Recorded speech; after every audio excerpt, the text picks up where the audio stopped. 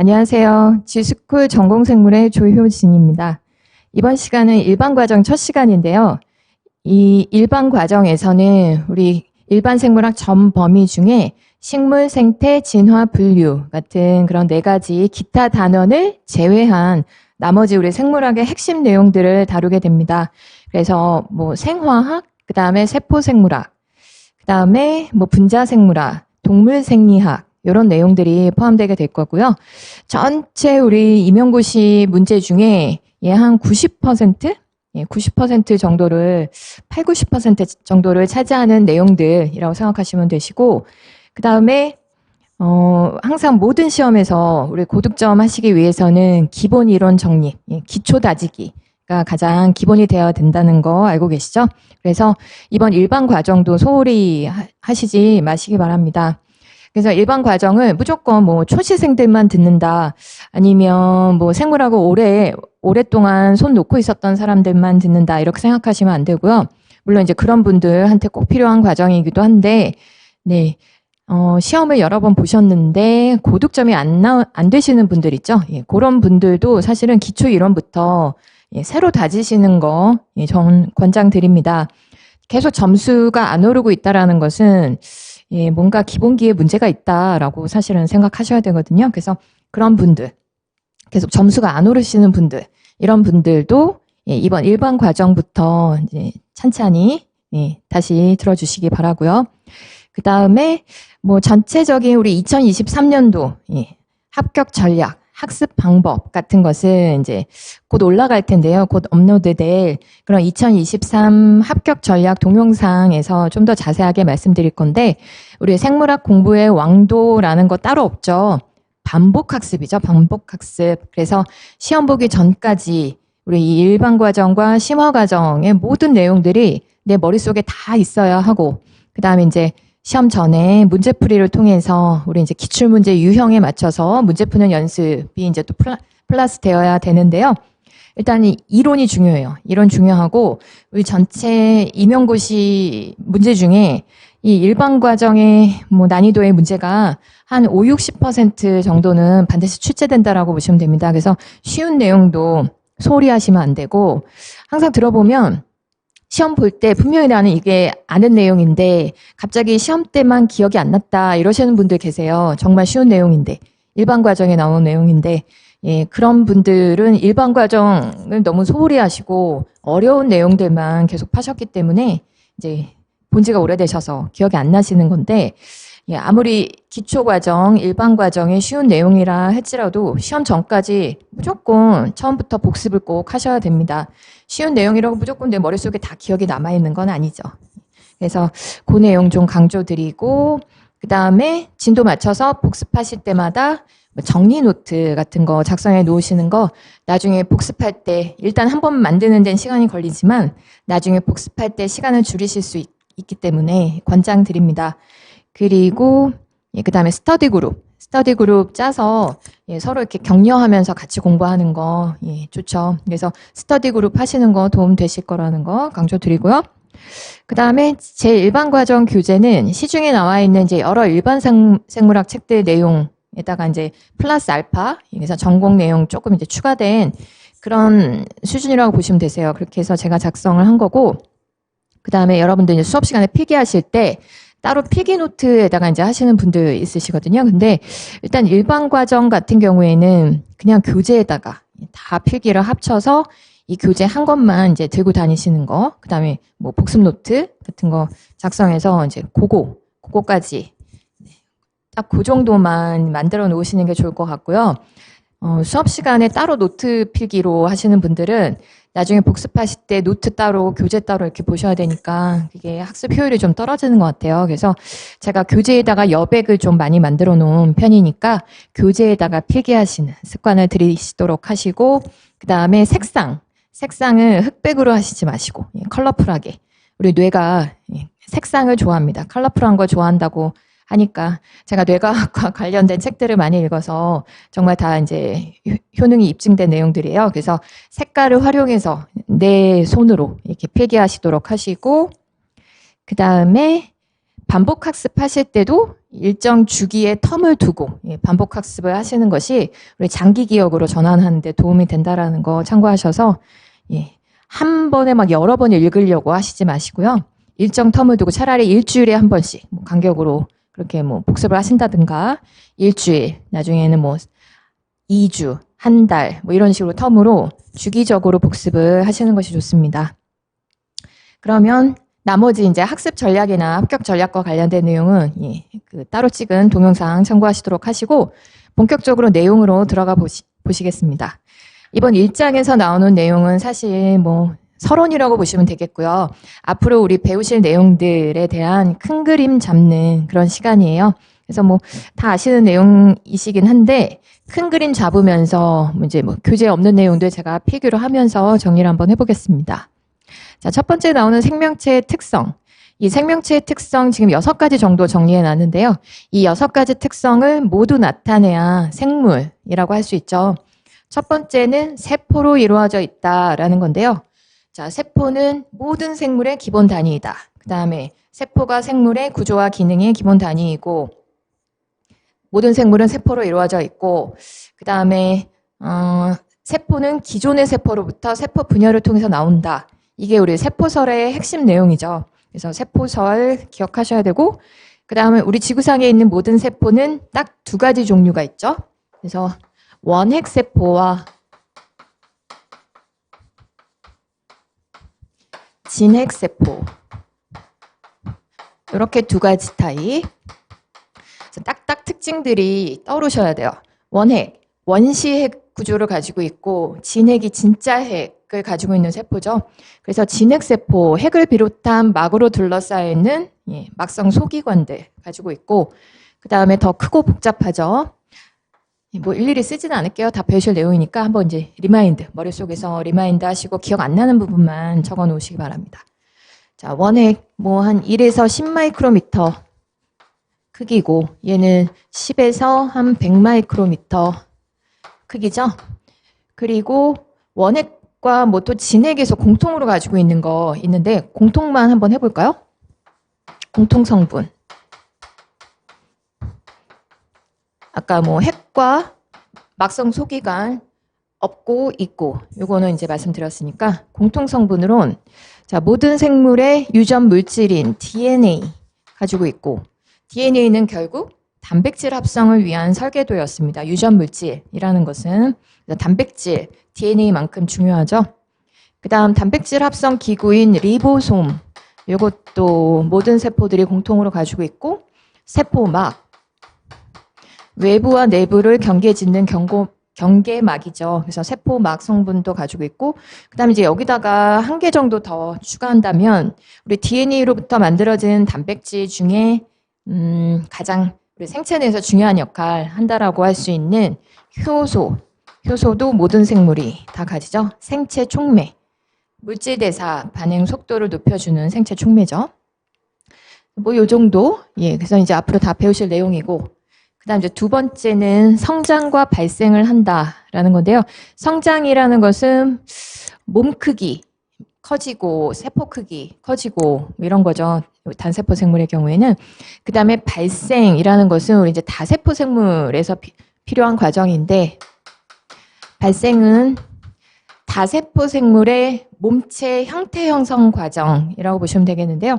우리 사람으로 치면 수정란으로부터 태아가 형성되기까지의 과정, 이게 발생이었죠. 그 다음에 3번째, 물질대사하고 항상성 유지 기능인데 물질대사라는 것은 생체 내의 모든 화학 반응인데 크게 2가지 종류가 있었죠. 바로바로 떠오르셔야 됩니다. 물질대사는 크게 동화와 이화 과정이 있었죠. 자, 동화라는 것은 작은 물질들을 합쳐서 큰 물질을 합성해가는 과정인데요. 이 과정에 꼭 필요한 거, 아까 효소 꼭 필요하다고 말씀드렸고, 동화 과정에서는 에너지도 필요해요. 그래서 효소와 에너지 사용하는 과정이고, 대표적인 예로는 광합성. 생각나시죠? 그래서 광합성에서는 우리 에너지로 빛에너지를 사용했었습니다.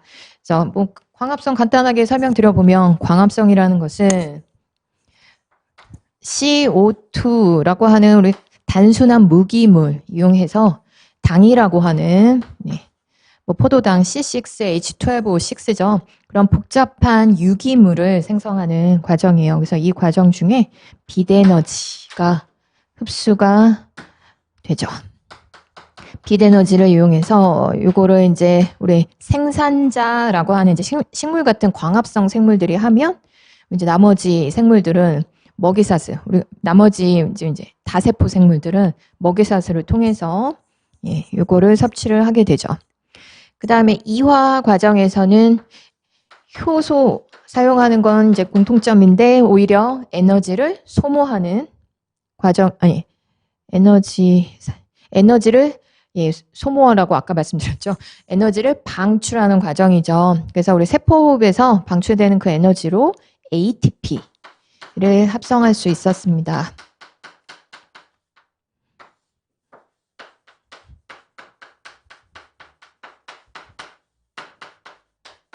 세포호흡은 요거랑 뭐 화학식 반대죠. 그래서 당 같은 유기물을 단순한 CO2로 분해하는 과정 중에 방출되는 에너지 가지고 생체 내 에너지 분자인 ATP를 생성하는 과정이었어요. 그래서 이런 동화와 이화 과정에 대해서 이제 다루게 될 거고, 그 다음에 항상성 유지. 이게 또 이제 두 번째 특성인데, 이렇게 물질 대사하면서 생체 내에서 물질 합성과 분해가 이렇게 늘 이제 역동적으로 일어나고 있는데, 그래도 생체 내에서 일정 조건들은 늘 일정하게, 몇 가지 조건들은 일정하게 유지시키는 특성이 있죠. 그걸 이제 항상성 유지라고 하는데, 항상성을 유지하기 위해서는 이제 항상성 조절이라는 표현 써요. 항상성 조절이라는 것은 외부 환경은 늘 이렇게 크게 변화할 수 있지만 이게 외부 환경 변화예요. 그런데 내부 조건은 이렇게 일정하게 유지되는 거. 이런 게 이제 항상성 조절입니다. 그래서 이런 항상성 조절을 위해서 뭐 신경 조절, 그 다음에 호르몬 조절 이런 거 대표적으로 사용하죠. 그래서 내부 조건 중에 뭐 아무거나 다 항상성 조절하는 것은 아니고 생물의 종류에 따라서 이렇게 항상성 조절하는 조건들은 달라질 수 있습니다. 우리 인체를 예로 들면 이렇게 항상성 조절하는 내부 조건으로 체온이라든가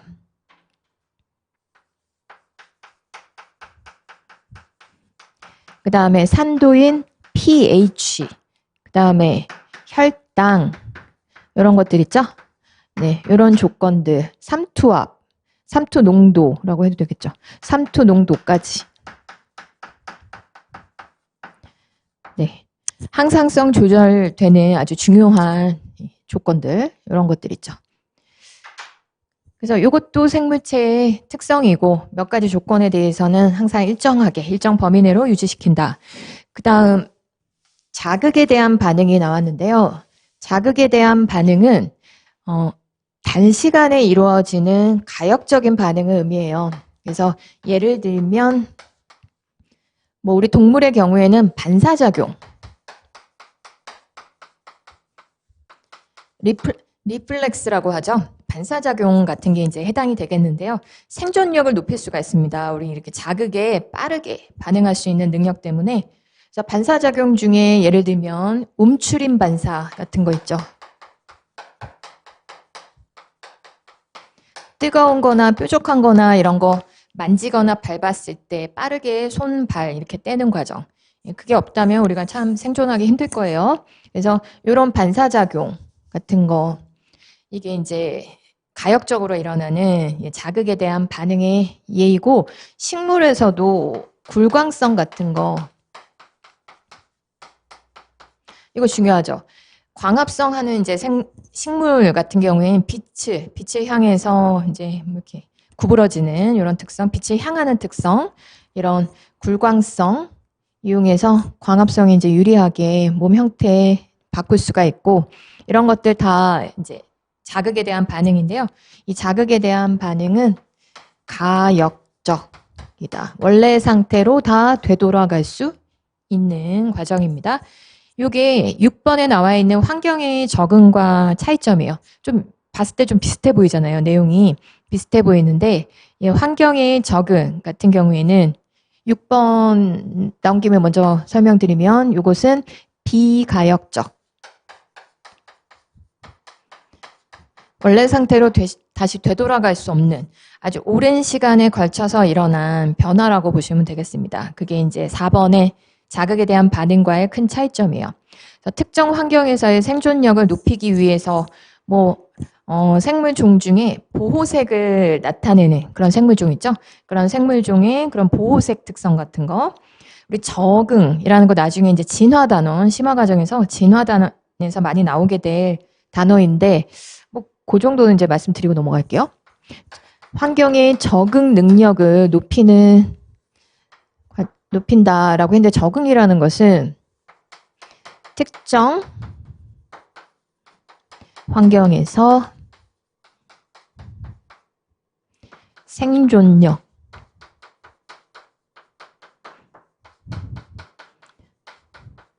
생식력을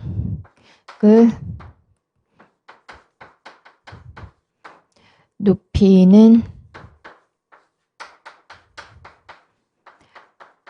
변화 과정을 적응이라고 보시면 되겠어요. 그래서 항상 진화에서 이제 나중에 뭐 자연 선택 이런 거 배우실 텐데, 특정 환경에서 생존과 생식에 유리한 이제 특성을 적응 특성, 적응 형질이라고 하거든요. 적응 형질. 그래서 그런 적응 형질이라는 것은 그 특정 환경에서 더 많이 생존할 수 있고, 그리고 생식력도 더 높아서 그 형질을 가지는 자손들을 더 많이 생성할 수 있는 그런 능력이에요. 그런 게 이제 적응이라고 보시면 되겠고, 이 적응이 그래서 그런 형질들을 이제 가지게 되는 과정이라고 생각하시면 됩니다. 근데 이런 적응 능력이라는 것은 개인이 변화되는 것은 아니고요. 사실은 그 개인이 속한 집단이 변화되는 과정입니다. 그 생존력, 생식력이 높은 그런 개체들이 살아남으면서 집단이 변화되는 과정이라고 사실은 생각하셔야 돼요. 아무튼 그래서 아까 말씀드린 보호색 말씀드렸는데, 보호색을 띠는 애들이 포식자 눈에 덜 띄기 때문에 덜 잡아먹히고, 그러면서 생존력 높아지고, 그런 애들이 이제 생식도 할 수 있다면 비슷한 그런 환경과 비슷한 색깔을 가지는 자손들이 점점 늘어나게 돼서 그 집단은 환경에 이제 적응을 잘하는 집단이 되어가는 거예요. 그래서 그런 게 이제 적응인 거고, 이 적응 능력 때문에 진화가 발생하게 됩니다. 그래서 6번의 환경의 적응 능력, 그 때문에 진화가 일어났다. 이렇게 연결해서 생각하시면 되겠어요. 그 다음 5번째 생식. 모든 생물은 이제 자손을 번식할 수 있는데요. 이 자손 번식인 생식에는 2가지 방식이 있죠. 첫 번째 무성생식. 이거는 한 부모로부터 DNA가 완전히 똑같은 자손 개체들이 생성되는 과정입니다. 그러니까 결국에는 추가로 돌연변이 같은 거 일어나는 건 배제하고 기본적인 과정만 얘기했을 때 그렇습니다. 그러면 결국에는 DNA가 완전히 동일한 그런 이제 집단이 형성이 되게 되는데요. 이 무성생식만 계속 하다 보면 문제는 유전적 다양성이 없게 돼요.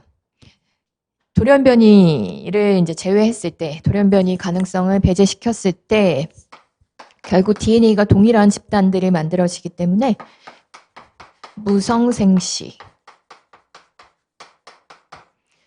가장 큰 단점인 유전적 변이가 없다.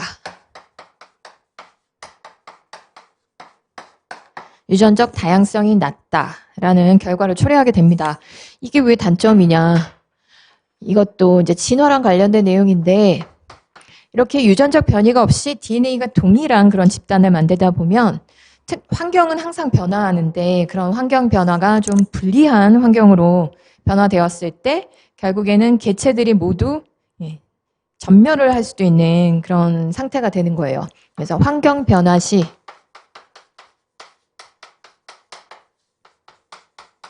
불리하다.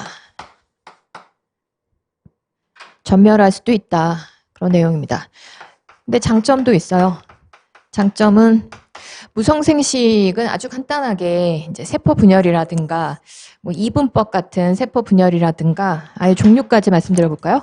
무성생식이 정확하게 어떤 거지 이제 뭐 아직 안 떠오르시는 분들도 계실 텐데 세균이 사용하는 이분법, 분열법도 있고 그 다음에 분절생식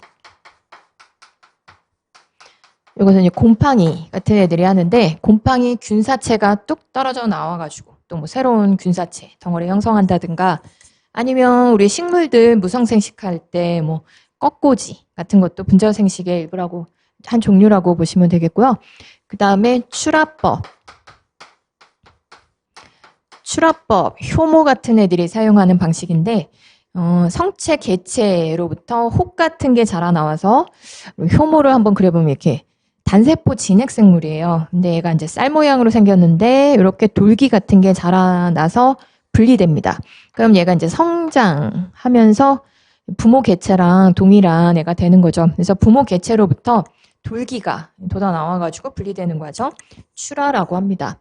효모라든가 일부 단순한 동물에서도 볼 수 있어요. 히드라 같은 동물에서도. 그래서 그런 무성생식들이 있는데 장점은 간단해요. 간단하기 때문에 빠르고 에너지 소모가 적다라는 게 장점이죠. 에너지 줄여서 그냥 이렇게 쓸게요. 소모가 낮고 그 다음에 혼자 살아도 생식이 가능하죠.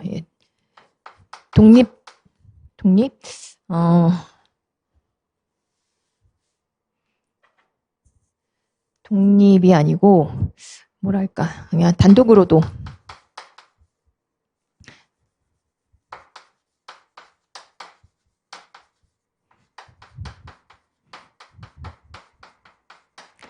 완전히 격리된 환경에서도 단독으로 생식 가능하다라는 거 이런 거 장점이죠. 그 다음에 유성생식의 장단점은 얘랑 다 이제 반대로 생각하시면 됩니다. 그래서 굳이 쓰지는 않을게요. 자, 유성생식의 일단 단점은 얘처럼 이렇게 빠르고 에너지 소모가 작지 않습니다. 유성생식의 경우에는 두 부모로부터 두 종류의 배우자가 만들어져요.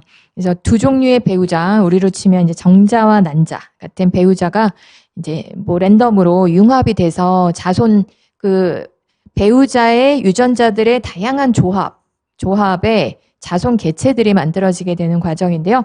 그래서 장점은 유전적 변이가 있다. 유전적 다양성이 높다라는 거고 그래서 이제 어떤 환경 변화가 오더라도 항상 살아남는 개체들이 있다라는 거 요거 장점이고 단점은 이거 다 반대죠.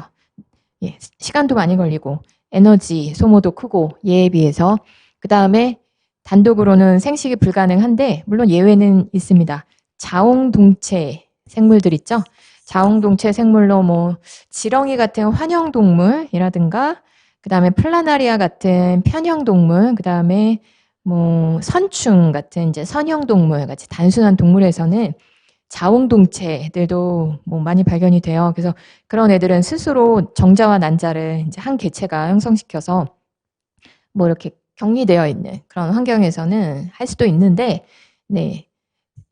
일반적으로는 모든 생물들이 유전적 다양성을 높이려는 그런 경향이 있기 때문에 저런 자웅동체 동물에서도 웬만하면 다른 개체와 생식하려는 과정, 그런 경향이 커서 기본적으로는 다른 개체들하고 자가교배가 아니라 타가교배를 하는 것이 기본이죠.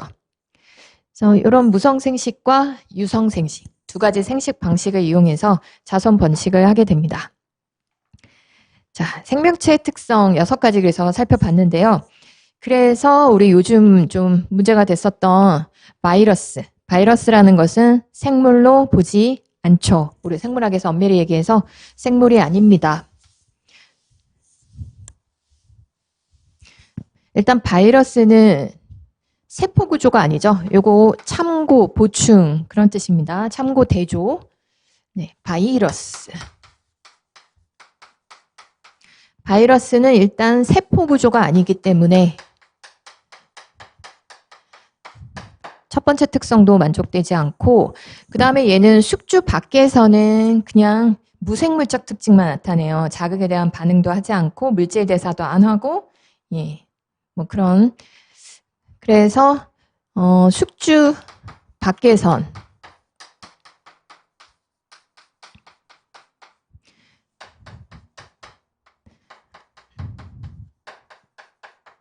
무생물적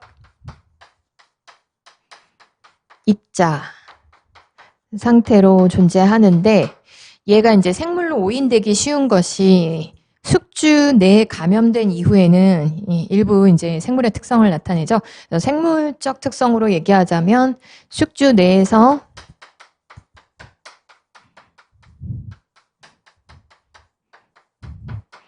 물질 대사도 하고 자기 구성 성분 만들어서 증식도 할 수 있고, 그 다음에 바이러스는 진화는 가능해요. 얘가 유전 물질을 가지고 있죠. 그래서 유전 물질, 뭐 DNA만 가지는 건 아니죠. 근데 유전 물질로 우리 코로나 바이러스나 HIV처럼 RNA를 가진 RNA 바이러스도 있는데, 유전 물질 진화 가능하다. 새로운 뭐 변이 종들이 계속 생겨날 수 있어요. 돌연 변이를 통해서. 그래서 유전 물질 가지고 있고 그게 계속 변화되면서 새로운 타입들이 생겨나는 거. 뭐 결국은 진화죠. 그래서 그런 특성을 일부 나타내기 때문에 생물로 오인하기 쉽지만, 이렇게 숙주 내에서만 일부 특성을 나타내서 사실 우리 지구상에 생물체가 먼저 생겨나고 그 다음에 나중에 바이러스가 생겨난 것으로 보고 있습니다. 이 바이러스를 이렇게 얘기해요. 절대 세포 내 기생체라고 합니다. 그래서 세포 내에서만 약간 생물적 특징을 나타내는 기생체이다. 이렇게 얘기합니다. 그래서 바이러스에 대해서도 이제 뒤에 단원에서 이번에 이제 일반 과정에서 다뤄보게 될 거예요. 자, 생명체의 특성은 이 정도로 이제 마무리를 하고 생명체의 구성 수준을 보실게요. 우리 생물의 이것도 하나의 특성이기도 한데 세포로 구성되어 있고 그 다음에 그 구조가 고도로 조직화되어 있다는 게 또 다른 생물체의 특성입니다. 자, 밑에 봐주시면 일단 세포 단위가 되기 전에 물질의 기본 단위인 원소, 원자부터 시작했죠. 원자라는 것은 이제 뒤에 나올 텐데요. 화학에서 우리 물질의 기본 단위인 원소의 가장 작은 입자죠. 그래서 원자들 모여가지고 공유결합으로 연결되면 분자가 형성이 되고요. 그 다음에 분자들이 모여서 이제 작은 유기분자들이 모여서 거대 분자, 뭐 중합체 같은 거 형성하고, 그런 애들이 이제 또 모여서 세포 소기관들, 리보솜이라든가, 리보솜은 우리 rRNA, 리보솜 RNA와 단백질로 이루어져 있죠.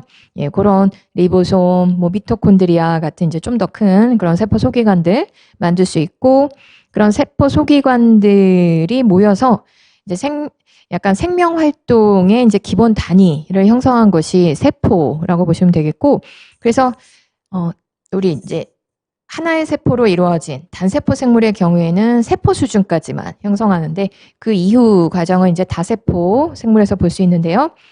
세포들 중에 비슷비슷한 모양과 기능을 하는 세포들이 모여서 조직을 형성하게 되고, 그 다음에 중간에 조직계라는 게 있는데, 이 조직계는 식물에서만 볼 수 있는 단계예요. 그래서 따로 체크를 해두시기 바랍니다.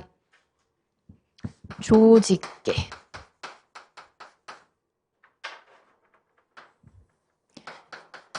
식물에서만 볼 수 있는 수준이에요. 그래서 식물 파트를 이번 일반 과정에서 안 다루게 되기 때문에 그런 게 있구나 정도만 일단 아시면 되겠습니다. 그 다음에 기관이라는 것은 여러 조직들이 모여서 형성한 기능 단위입니다. 사실 다음 페이지 그림에 좀 나와 있는데 예, 간단하게 적으면서 가셔도 좋을 것 같아요. 기관. 여러 조직들이 모여서 형성한 기능 단위라고 보시면 되겠고, 요거 이제 예를 들면 위 같은 거. 그래서 이 위 안에는 우리 조직 중에 요 앞단계인 조직계 앞단계의 조직 중에 척추동물에는 4가지 조직이 있죠.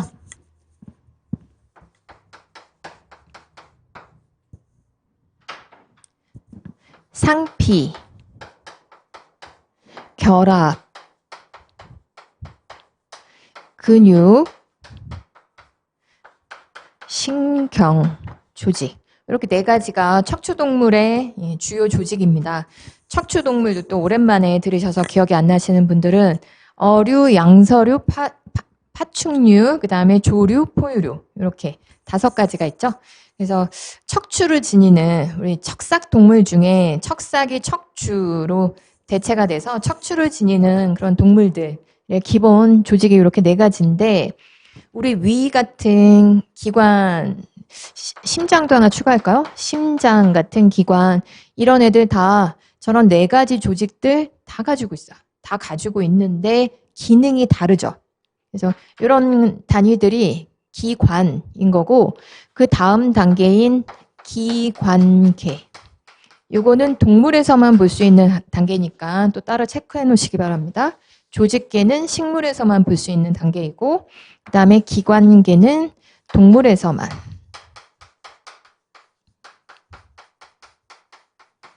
볼 수 있는 단계예요. 예를 들면 위 같은 경우에는 우리 기관계 중에 소화계의 일부죠. 그 다음에 심장은 순환계의 일부입니다. 이렇게 기관계라는 것은 여러 조직과 기관들이 모여서 형성한 협력체계예요. 생체의 기본 기능을 수행하기 위해서 만든 협력체계라고 생각하시면 되겠고 10여 가지가 있습니다. 책에 따라서 이제 뭐 또 이렇게 같이 묶어버리는 기관계들도 있어서 개수는 좀 차이가 나요. 뭐 11개 내지는 12개 정도. 그런 10여 가지 기관계들이 이제 생명 유지에 필수적인 그런 기능들을 수행하면서 다세포 생물 개체를 형성하게 되죠. 그 다음 다세포 생물 개체 이제 이상 그 위의 수준들도 우리 생태 파트에서 이제 배우시게 될 거고 우리 생물학 범위에 포함이 되는데요. 그 다음 내용이 다음 페이지에 나와 있습니다. 자, 다세포 생물 개체들이 모여서 개체군이라는 것을 형성하는데 개체군이라는 것은 동일 종의 생물들의 집합이에요. 너무 또 광범위하기 때문에 특정 시간, 특정 지역에 서식하는 동일종 개체들의 집합체입니다. 그거 밑에 그림에 아마 써있죠? 개체군. 예, 같은 종의 생물들이 거기다가 이제 써놓으시면 되겠어요. 예, 특정 시간, 특정 지역에 서식하는 동일종 개체들의 집합. 요거를 개체군이라고 하고 그 다음에 특정 지역에 모든 개체군들을 다 합친 것이 군집이에요. 생물 군집. 그래서 개체군들의 집합이고 그 다음에 이제 생태계라고 하는 것은 생태계부터는 간단하게 정리를 해드릴게요. 생태계라는 것은 어떤 지역의 생물적 요소와 비생물적 요소, 무생물적 요소라고 해도 되고요. 합친 것을 우리 이제 생태계라고 해요. 그래서 생물적 요소, 어떤 지역에, 그 다음에 무생물적 요소,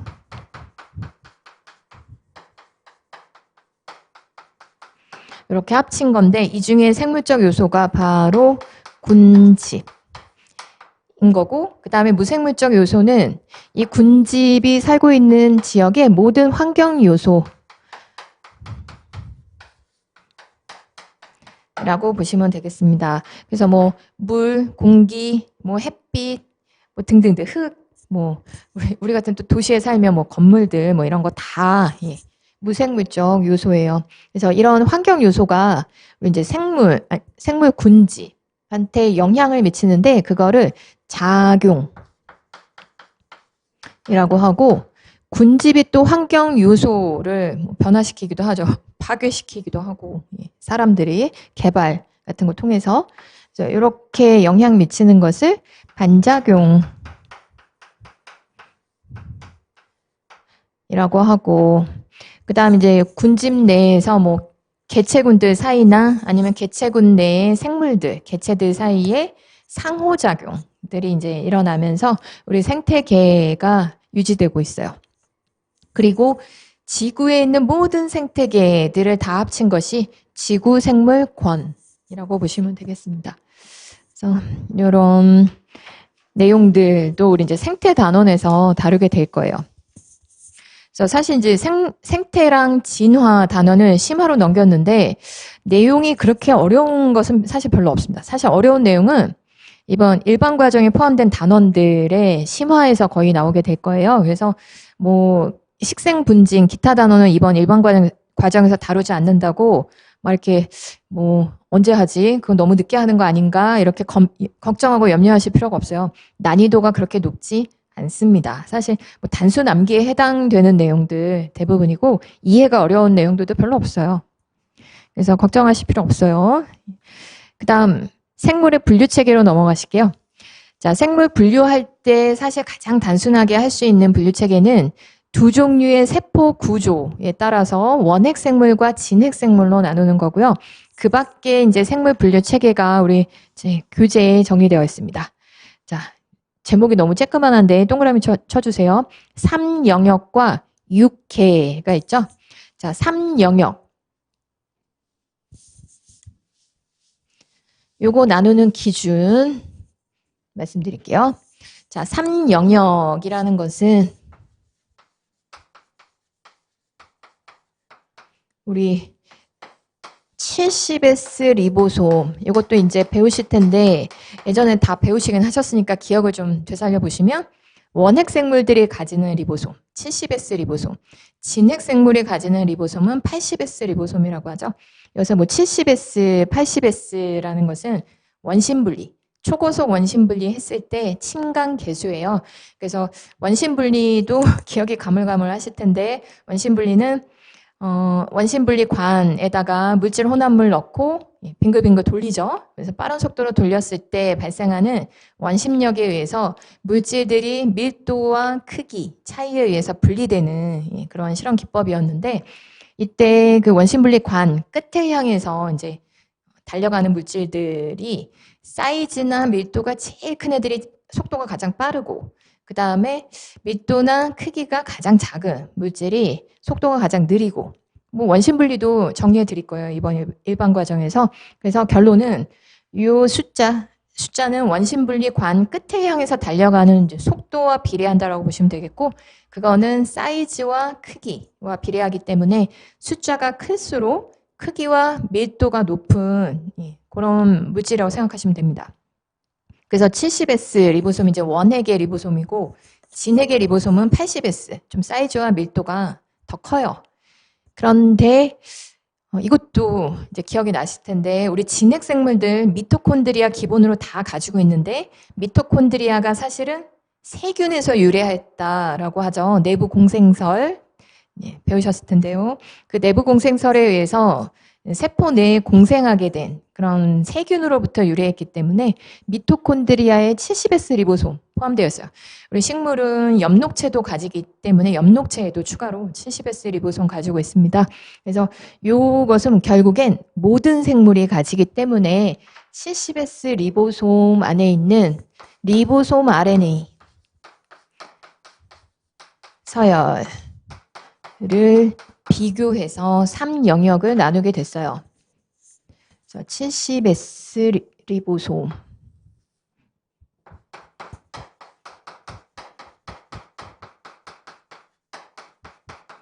모든 생물의 공통.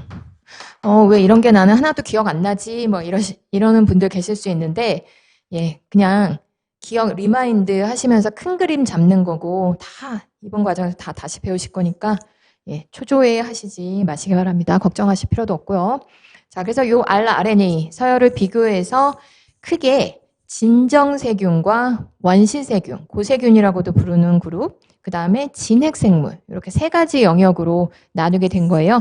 이 중에 이 고세균 그룹은 세균과의 유사성이 좀 큰데 또 뭐 둘 다 똑같이 단세포 생물이고 DNA 모양도 동그란 원형 DNA 가지고 있고 뭐 이런 거 좀 비슷한 점이 있는데 진핵생물과 유사성도 일부 나타내거든요. 그래서 이런 고세균 그룹 하나가 이제 원핵생물 그룹에 더 있다라는 것이 요 70S 리보솜 rRNA 서열 비교를 통해서 확인이 된 거예요. 그래서 그렇게 세 그룹이고 그다음에 여기서 고세균이라는 애는 그럼 도대체 어떤 그룹인가 이게 또 이게 와닿지 않으실 텐데 자 그냥 세균 하면 그냥 진정 세균이에요.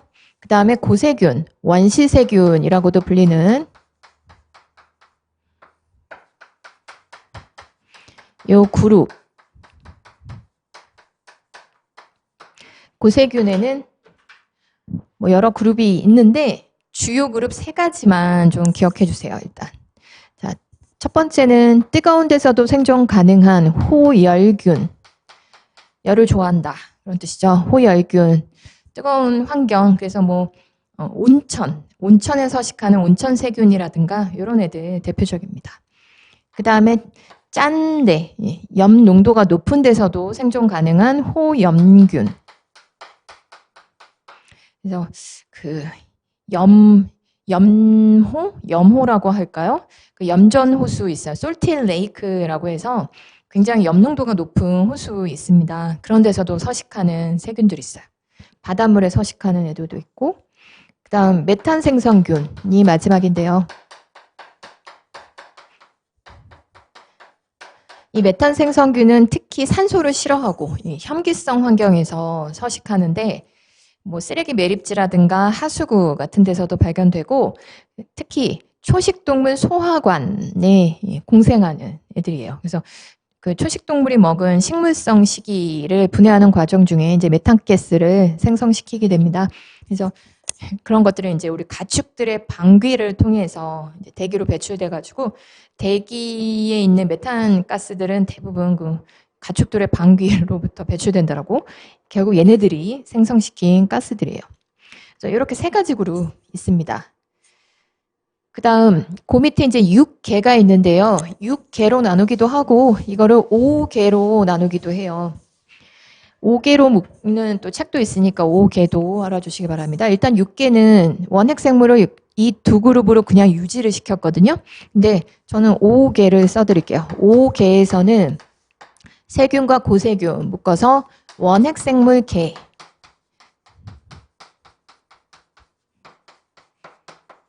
라고 하고 그 다음에 이제 진핵생물들을 세부 분류한 거예요. 그래서 사실 요 5개를 나누는 기준은 크게 원핵생물과 진핵세포 그룹, 세포 구조에 따라서 일단 나눴고 그 다음에 이제 진핵생물을 또 4종류로 세부 분류한 것은 영양방식 그 다음에 생식 방법에 따라서 세부 분류한 거라고 보시면 되겠어요. 그래서 여기 진핵생물 4그룹 중에 우리 진핵생물에서 가장 단순한 단세포 생물들도 막 많이 포함되어 있는 그런 그룹이 원생생물이에요. 원생생물 그룹이 있고 이 원생생물의 나머지 진핵생물의 조상종들이 속해 있습니다. 원생생물 참 얘도 한 2가지 종류로 크게 분류하면 동물성인 애들, 움직일 수 있는 애들 그런 애들 원생동물이라고 하고 그 다음에 못 움직이고 광합성 할 수 있고 그 다음에 식물의 조상 그룹 속해 있는 조류, 홍조류, 녹조류, 갈조류 같은 조류가 포함이 됩니다. 그래서 우리 같은 동물의 이제 조상이 이 원생동물 그룹에 속해 있고요. 여기에 단세포 생물들 좀 많이 포함되는데 집신벌레라든가 아메바 같은 애들이 대표적인 단세포 진핵생물, 이 원생동물 그룹이에요. 그 다음에 조류 중에 녹조류 같은 애들이 식물의 조상 그룹입니다. 그 다음 균류, 얘들도 한 3가지 그룹 정도 포함되는데요. 곰팡이, 진균류라고 하기도 합니다. 진균 하면 얘들이에요. 세균하고 완전 다른 그룹입니다. 세포 구조 자체부터 곰팡이, 효모, 버섯도 여기 속하죠. 그 다음 식물, 동물이 포함이 됩니다. 유의하셔야 될 것이 진핵생물은 모두 다세포 생물이다 이렇게 생각하시면 안 되고 완전히 모든 생물들이 다 다세포 생물인 그룹은 식물과 동물밖에 없어요. 여기 균류, 뭐 대표적으로 여기 효모 이거 단세포 생물이고요. 그 다음에 원생생물, 원생생물 중에 조류 같은 애들 일부 뭐 단세포성 조류들 많이 포함되어 있고, 예, 그 다음에 원생 동물에도 단세포 생물들 포함되어 있죠. 그래서 진핵 생물들 이렇게 네 그룹을 따로 이렇게 영양 방식, 생식 방식에 따라서 분류하고 세포 구조가 완전히 다른 이제 원핵 생물 그룹 이렇게 5그룹으로 나누는 것을 5개라고 해요. 지금까지 말씀드린 3영역이나 5개에 속한 생물들은 다 지위가 동등한 애들이에요. 그런데 그 밑에 나오는 베타 분류학, 예, 계층적 분류라는 거 있죠? 이 계층적 분류는 지위가 다른 분류 방식입니다. 그래서 거기 제가 이제 부등호 표시를 해놨는데 예, 더 큰 그룹, 거기서 묶어가지고 또 더 큰 그룹으로 이렇게 계층적으로 나눈 거예요. 그래서 여기서 가장 작은 단위는 우리 생물 분류의 기본 단위, 진화의 기본 단위라고도 할 수 있는 종, 스피시즈죠, 스피시즈. 그래서 종들 중에 또 유사한 종들, 유형 관계가 높은 그런 종들을 묶어서 더 큰 그룹을 만든 것이 속. 그 다음에 속 중에 또 비슷한 애들 묶어서 과, 또 묶어서 목, 강, 문, 개 이렇게 가고 그 다음에 뭐 그 위에 이제 3영역을 넣기도 합니다. 요 다음 페이지 표에 생물의 계층적 분류 예시가 나와 있는데요. 사람으로 한번 종속, 과목, 강문, 개 영역을 한번 정리해 볼까요?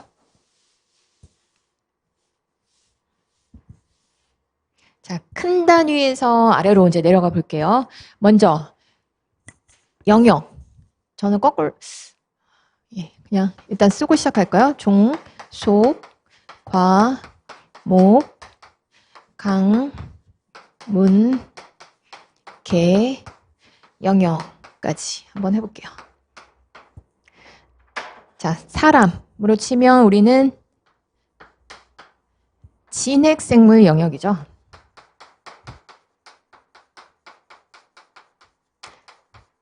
그 다음에 개, 방금 전에 보신 동물개에 포함이 되고 그 다음에 문에 해당되는 것은 척삭 동물이에요. 척추동물 아닙니다. 척추동물은 이 문들 중에 이 척삭이 발생 과정 중에 척추뼈 있죠. 뼈로 대체되는 그런 동물들 또 소그룹이라고 생각하시면 되세요. 척삭 동물의 소그룹. 그래서 이 강과 문의 중간 단계 분류법이라고 분류 단위라고 생각하시면 됩니다. 그런 애들은 아자를 붙여야 돼요. 그래서 아문 이 중간에 아문 단계를 만들어서 우리는 여기에 척추동물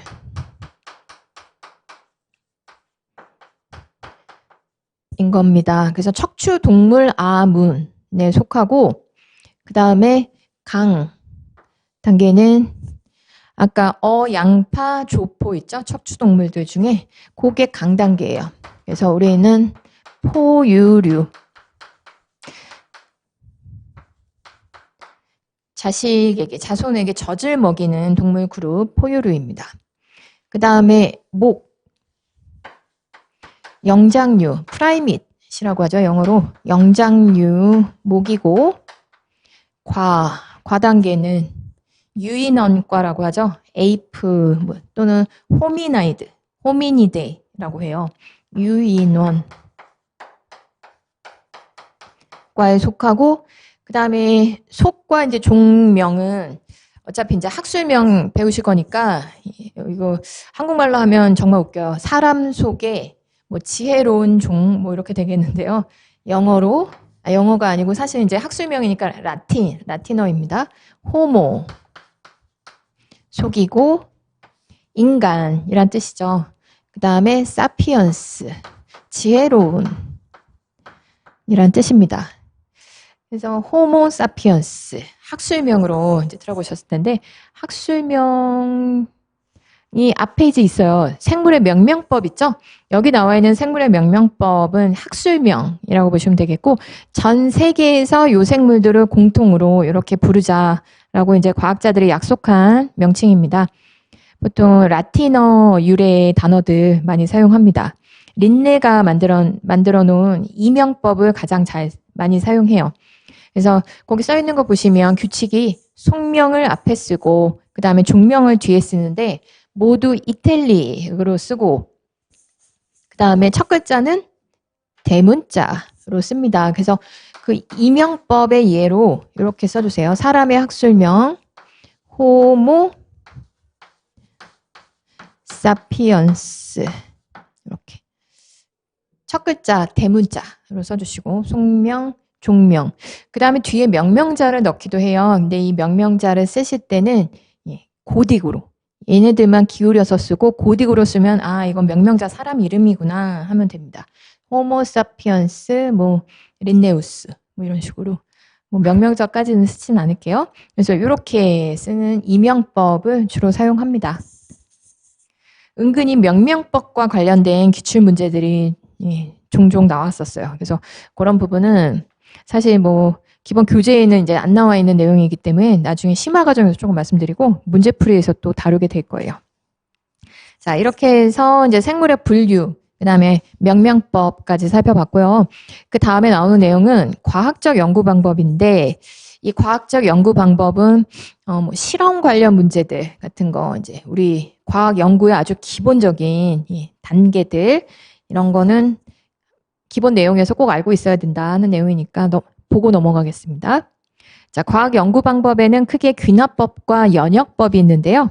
쉽게 얘기하면 1번의 귀납법은 결론이 나중에 나오는 거예요. 마지막에 결론을 짓는 거예요. 그래서 많은 관찰 같은 거 하고 그다음에 이제 기존 지식 같은 거 합쳐서 결론이 마지막에 이제 도출이 됩니다. 이게 귀납법이고 그다음에 연역법이라는 것은 임시 결론.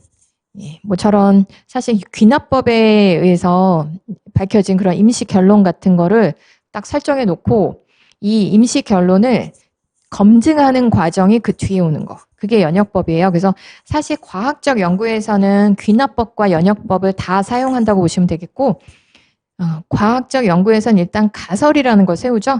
그래서 가설을 세운 다음에 그 가설을 입증하는 그런 실험을 설계하고 실험을 수행해서 나온 결과를 토대로 가설이 맞다, 틀리다 결론을 내리면서 반복적인 이제 결론이 계속 나올 때 그게 학술 이론이 되는 거죠. 그래서 거기 정리해놓은 과정 봐주시면 처음에 관찰한다. 관찰한 다음에 거기다가 이전의 지식들 같은 거를 찾아본다. 그래서 가설을 설정한다. 첫 번째 화살표 있죠? 그게 바로 귀납법을 이용한 가설 설정 단계라고 보시면 되겠어요. 그래서 귀납법은 과학 연구에서 가설 설정 단계에서 사용한다. 그래서 첫 번째 관찰. 관찰하다 보면 막 궁금한 게 생기죠. 의문점 같은 게 생기고 그거를 이제 알아보기 위해서 실험을 하는 건데 실험을 하기 위해서는 대충 이런 결론이 나올 것 같은데 하고 이제 가설을 세우고 시작을 합니다. 그래서 관찰에다가 기존 지식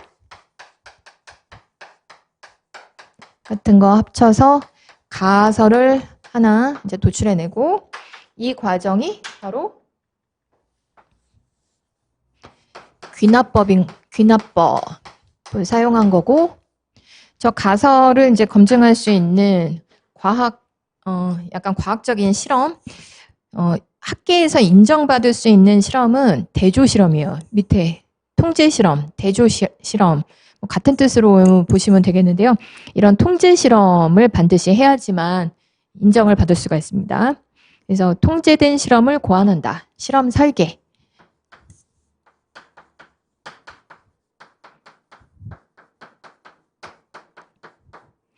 그래서 통제 실험, 대조 실험이라고 생각하시면 되세요. 같은 뜻이에요. 대조 실험.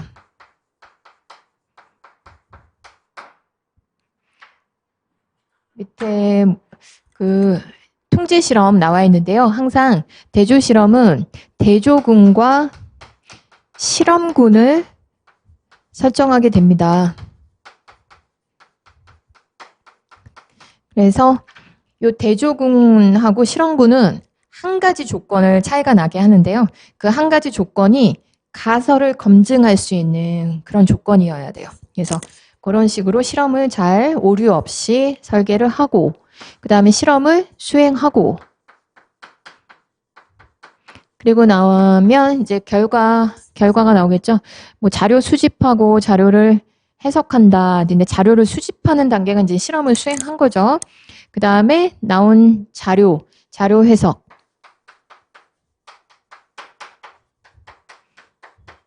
하고 결론을 내렸을 때 이게 가설과 일치한다. 그러면 예상한 대로구나 하고 이런 결론이 조금 다른 사람들 실험을 약간 이제 변형시키거나 뭐 실험군의 크기를 뭐 다르게 한다든가 뭐 좀 비슷한 다른 실험에서도 반복적으로 동일한 결론이 도출될 때는 이게 하나의 과학 이론이 될 수가 있습니다. 근데 이런 과학 이론들 같은 것도 점점 과학 기술이 발전하면서 새로 더 예전에는 할 수 없었던 실험들을 또 수행할 수 있는 그런 상태가 되거든요. 그래서 예전에 할 수 없었던 더 정확한 자세한 실험을 통해서 실험 이론들 같은 게 틀리다라고 뒤집히기도 해요. 그래서 사실 과학에서 항상 변치 않는 그런 진리랄까 이런 거는 그렇게 썩 많지는 않습니다. 그래서 우리 항상 과학 이론이라는 것은 새로운 증거가 나오게 되면 새로운 이런 실험을 통해서 그게 아니다라는 증거가 나오게 되면 뒤집힐 수도 있는 그런 결론들이라는 거 약간 임시적인 결론이라고도 볼 수 있습니다. 그래서 아주 확실하게 밝혀진 몇 가지 확실하게 이거는 반론이 있을 수가 없는 그런 거 몇 가지를 제외하고는 언제든지 뒤집힐 가능성이 있습니다. 자, 그럼 이제 통제 실험, 대조 실험 어떻게 하는지 살펴보실게요. 실험군과 대조군 아까 말씀드린 대로 한 가지 조건만 딱 차이나게 이제 두 그룹을 설정을 해야 돼요. 그래서 두 그룹에서 실험군과 비교하기 위한 집단으로 이제 대조군 딱 실험 조건 하나가 차이가 나는데 그 실험 조건들을 변인이라고 합니다. 실험에서 변화되는 요인이 이제 변인이라고 보시면 되겠는데요. 첫 번째 독립 변인이 있고 두 번째 종속 변인이 있는데 독립 변인은 실험 결과에 영향을 미칠 수 있는 인자들이에요. 그래서 조작 변인과 통제 변인 두 가지가 있는데요. 이 조작 변인이 의도적으로 변화시켜주는 요인이고 아까 말씀드린 실험군에서 딱 한 가지 차이 나는 조건 있죠? 그게 바로 조작 변인이에요. 그 조작 변인을 제외하고 나머지 조건들은 대조군과 실험군에서 일치시켜야 되는데 그런 게 통제 변인입니다. 제가 예를 들어서 하나 설명드릴게요. 그 다음에 종속 변인은 독립 변인의 변화에 의해서 달라지는 결과라고 생각하시면 되세요. 그래서 실험 결과, 종속 변인 실험 결과라고 보시면 됩니다. 뭐 많이 드는 예로 백신의 효과를 검증하는 이제 실험을 하나 예로 들어 드릴게요.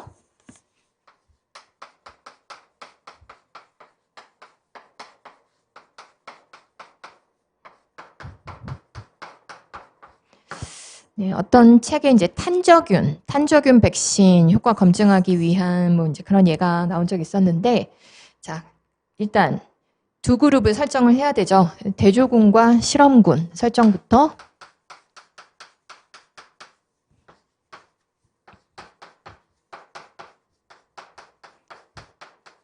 실험 대상으로 동물 중에 양을 해보겠습니다. 실제로 예전에 이제 백신 실험에 양 많이 사용했었어요. 대조군은 똑같이 양 뭐 한 300마리. 여기도 300마리. 이렇게 설정해 놓고 동일하게 일치시키는 조건. 통제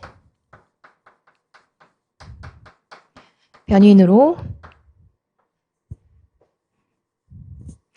양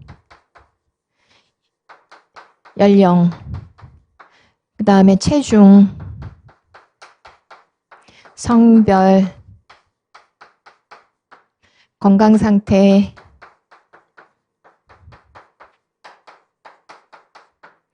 사육 조건 다 동일하게 맞춰줘야 돼요. 이 두 그룹에서 동일하게 맞춰줘야 되는 조건들, 그게 통제 변인입니다. 그 다음에 딱 한 가지 조건을 이제 변화시켜야 되는데요. 그게 조작 변인이고,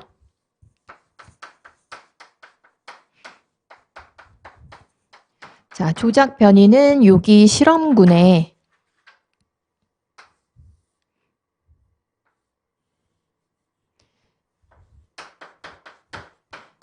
백신을 투여를 해야 되죠. 그래서 백신, 요거를 이제 투여하게 되는데, 그렇다고 대조군에는 아무것도 안 맞히면 안 돼요. 주사 자체가 어떤 실험 결과에 영향을 미치지 않았다라는 것, 그런 가능성, 영향 미칠 가능성을 배제시키고, 이런 주사 자체가 영향 미치지 않았다라는 것을 증명하기 위해서라도 얘들도 주사는 똑같이 놔줘야 됩니다. 그래서 이 실험군은 백신 주사를 한다라고 하면 저 양들도 뭔가 주사를 해줘야 되는데, 뭐 예를 들면 생리식염수 같은 거를 이 백신이 사실 이제 녹아있는 그 용액을 주사를 해주면 돼요. 그래서 백신을 생리식염수에 녹였다. 그러면 그 생리식염수 같은 것을 똑같이 주사를 해줘야 합니다. 그래서 딱 백신 성분만 이 실험군에 추가가 된 거예요. 이런 게 조작 변인이에요. 그래서 이렇게 백신을 맞추고 그리고 난 다음에 일정 시간이 지나고 나서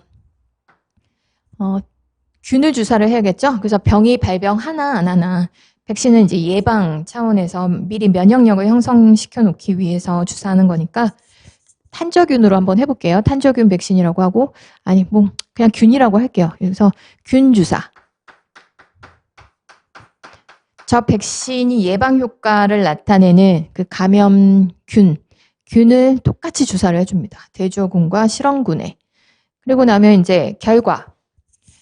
종속 변인이죠. 종속 변인은 이 대조군과 실험군에서 이 균이 질병을 일으킨 개체가 몇 마리인가. 그 다음에 질병 정도, 이렇게 질병 병증의 수준 이런 거를 이제 막 조사를 해서 만약에 유의성 있게 이 실험군에서 발병률이 낮았다. 이런 거 통계 또 막 그 소프트웨어 막 돌려야 돼요. 그래서 유의 수준 뭐 몇 프로 안에서 유의성 있게 이 실험군에서 질병 발병이 뭐 이렇게 낮아졌다. 이러면 저 백신은 효과가 있다라고 결론을 내릴 수가 있습니다. 그래서 종속 변이는 이런 마지막에 쓸까요?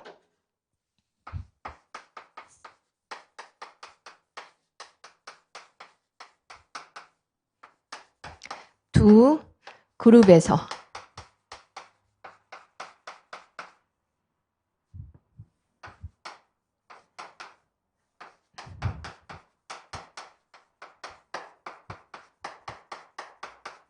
발병한 개체수, 개체수가 종속 변인이 되겠고, 이걸 이제 유의성 있게 개체수가 차이가 나는지를 확인해서 결론을 내릴 수가 있습니다. 자, 이렇게 해서 1장이 마무리가 됐는데요. 내용상 여기서 한번 끊어가고 이제 생명의 화학, 생화학 파트 이제 본격적인 내용은 다음 시간에 이어서 보도록 하겠습니다. 수고하셨습니다.